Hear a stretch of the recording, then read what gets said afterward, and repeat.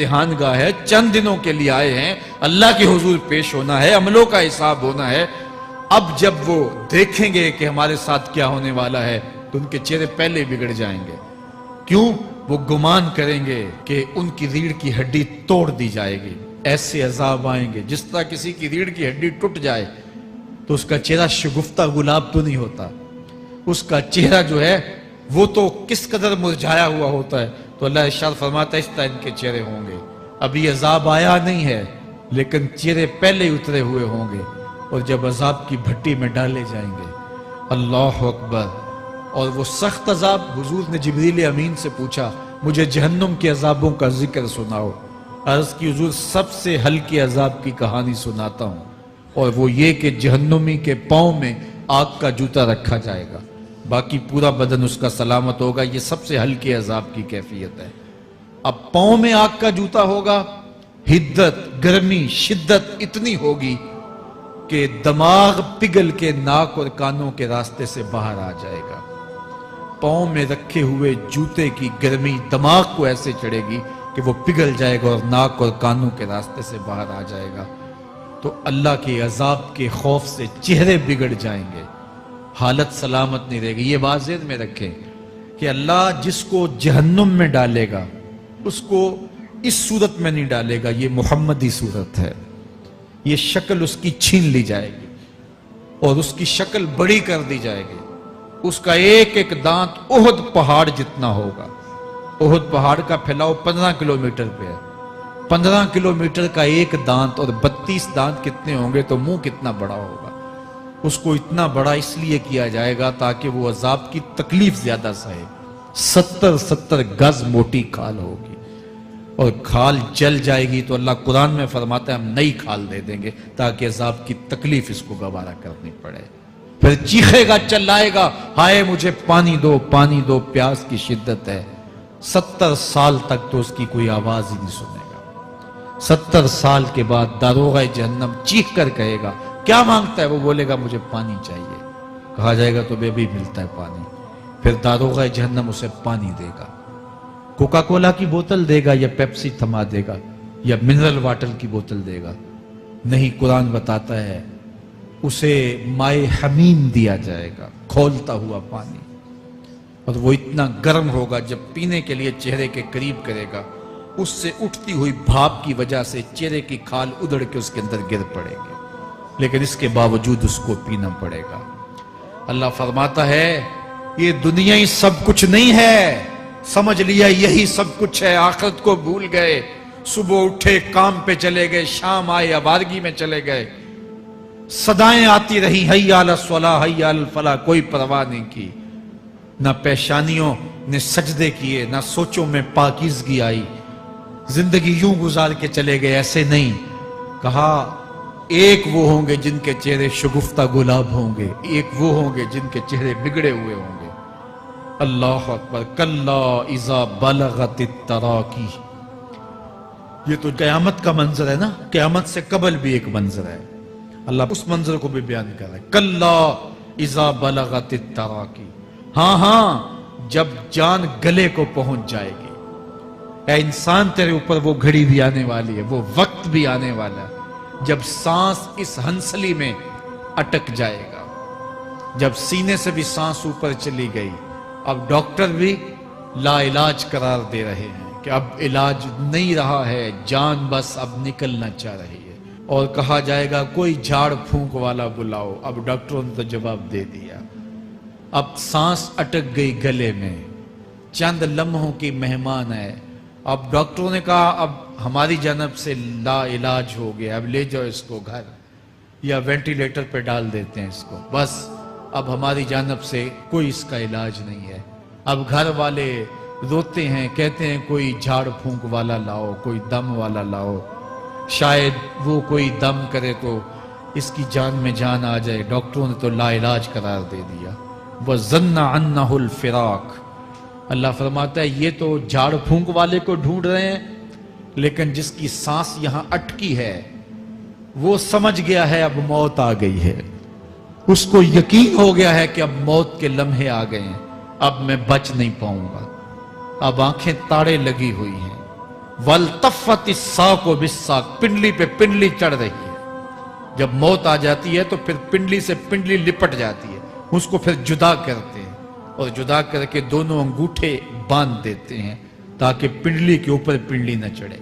अल्लाह वो मंजर बयान करता है, साहेब ये वक्त आने वाला है जब दोनों अंगूठे बांध दिए जाएंगे, जब नाक में रुई ठोंस दी जाएगी, जब चिट्टे लिबास में कफन दिया जाएगा, जब गस्साल के सामने बेबस पड़े होंगे, वो चाहे ये बाजू उठाए चाहे ये बाजू उठाए, गर्म पानी डाले या सर्द पानी डाले, जब बस पड़े हुए होंगे जो है वो गुस्ल देने वालों के, और नाक में रुई होगी और दोनों अंगूठे आपस में बंधे होंगे। ये महल, ये माड़ी, ये कोठियां, ये बंगले जिसको सवेर शाम लग के हलाल हराम की तमीज किए बगैर बनाया था, गौसे आजम रदी अल्लाह ताला अन्हु बोले, मकान बना रहा है, बसेंगे और हिसाब तू जाके देगा। और ये तो एक रात भी तुझे उस घर के अंदर नहीं रखेंगे कि चलो एक रात मेहमान रख लें। कहते हैं नहीं नहीं, मेहमानों ने भी जाना है तो जल्दी करो, इसको सुपुर्द कराओ।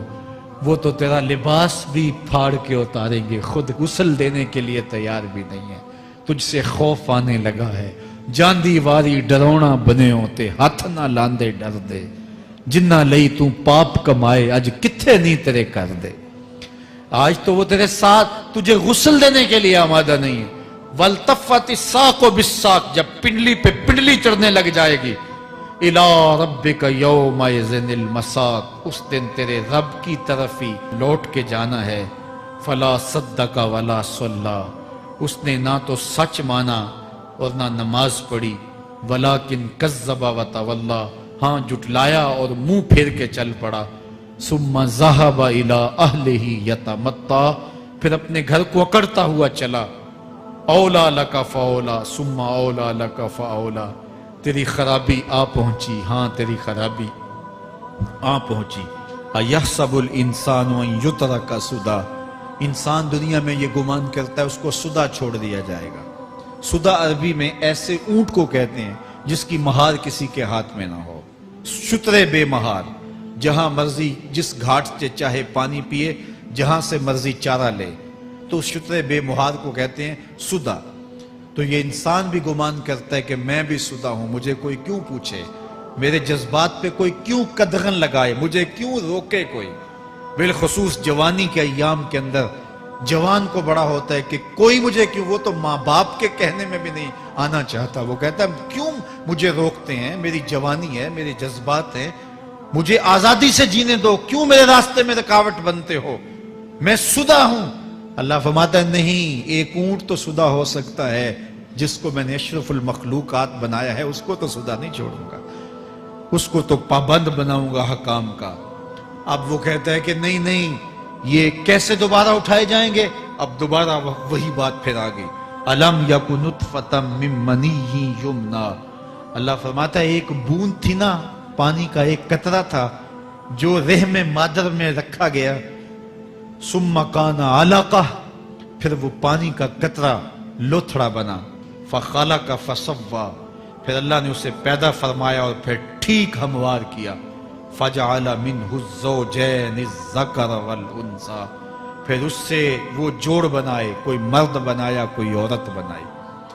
कहा अब गौर कर, अब तेरी आंखें देखती हैं, बिजलियां चमकती हैं, तेरी जुबान का तोती बोलता है, लोग आशश करते हैं तेरी गुफ्तगू पे, तेरी गुफ्तार पे सदके जाते हैं, तेरे लहजे के जमाल को देखते हैं, तेरे सीने का जोर, तेरे पंजों की ताकत, तेरी दिमाग की तेजियां और तेरी सोचों के उजाले, तेरी जोरदार टांगें, तेरे कड़ियल बाजू और तेरी चौड़ी छाती और तेरे गुलाब की पत्तियों जैसे होंठ। ऐ इंसान, ये सब कुछ कहां तराशा गया? मां के रहम में, उस तारीकी में जो 3 पर्दों में थी। तेरा सर तेरे घुटनों में था और तेरे रब ने वहां तेरे अंदर नस्वानियत या रुजूलियत की सलाहियतें पैदा की, तेरी आंखों में चमक पैदा की, तेरे कानों में नगमे बखेरे, तेरी जुबान के पट्टों पे कुव्वते जायका रखी, तुझे बोलने की सलाहियत दी, तेरे पंजों में जोर रखा آج تو مفتی شہر ہے، آج تو علامۃ الدہر ہے، آج تو قاضی القضات ہے، آج تو منسٹر ہے، آج تو وزیر اعظم ہے، آج تو پہلوان ہے، آج تو شہزادہ ہے، آج تو بادشاہ ہے، آج تو زوراور ہے، آج تیری طاقت کے کیا کہنے، آج شیروں کو تو نچا لیتا ہے، ہاتھیوں کو تو بٹھا لیتا ہے، آج تو بڑا زوراور گھڑ سوار ہے، آج تیری طاقت کے کیا کہنے، تو کشتی کرتا ہے، زمانہ دیکھنے آتا ہے، آج تیری طاقت کے شوہرے ہیں، تیری عظمت کے تنتنے ہیں، لیکن انسان تو ایک ناپاک قطرہ تھا اور رحم مادر میں تھا، تیرے اندر یہ رنگ کس نے بھرے، تیرے کانوں میں نغمے کس نے رکھے، تجھے دماغ کی قوتیں کس نے دی، زبان کو بولنا کس نے سکھایا، آنکھوں میں توانائیاں کس نے رکھی، تیری زبان کا طوطی بولتا ہے، یہ سلیقے کس نے دیے۔ پھر اللہ فرمایا، کتنا زوردار بیان ہے، الیس ذالک بقادر علی ان یحیی الموتى، جو ماں کے پیٹ میں ایک نطفے کو ایک خوبصورت انسان بنا سکتا ہے، ہڈیوں کو جوڑ کے دوبارہ انسان نہیں بنا سکتا؟ کیا وہ دوبارہ تجھے کھڑا نہیں کر سکتا اپنے سامنے پیش ہونے کے لیے، جس کے حکموں کو تو نے توڑا ہے، جس کے فرامین کا تو نے مذاق اڑایا ہے؟ کیا وہ اتنا ہی بے بس ہے کہ اپنے حضور تجھے جو ہے وہ کھڑا ہی نہیں کر سکتا ہے؟ جس رب نے تجھے ماں کے شکم میں شکل دی، حضرت شیخ فرید الدین عطار بولتے ہیں، سانے کستی سلاتی می شود، ایسا کاریگر ہے مٹی سے بادشاہ بنا ڈالتا ہے۔ اس نے مٹی سے دارا و سکندر بنائے، اس نے مٹی سے جو ہے وہ رستم و سہراب بنائے، اس نے مٹی سے کیا کیا بنا دیا، جو مٹی سے بادشاہ بنا سکتا ہے، جو نطفہ رحم مادر سے جو ہے وہ شکل اور صورت اور رنگ اور جمال بنا دیتا ہے۔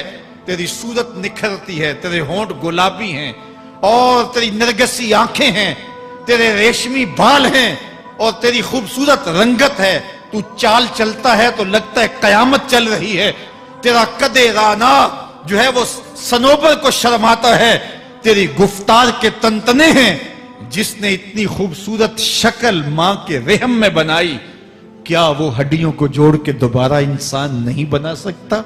وہ دوبارہ انسان بنائے گا اور پھر تجھے اپنے حضور کھڑا کرے گا۔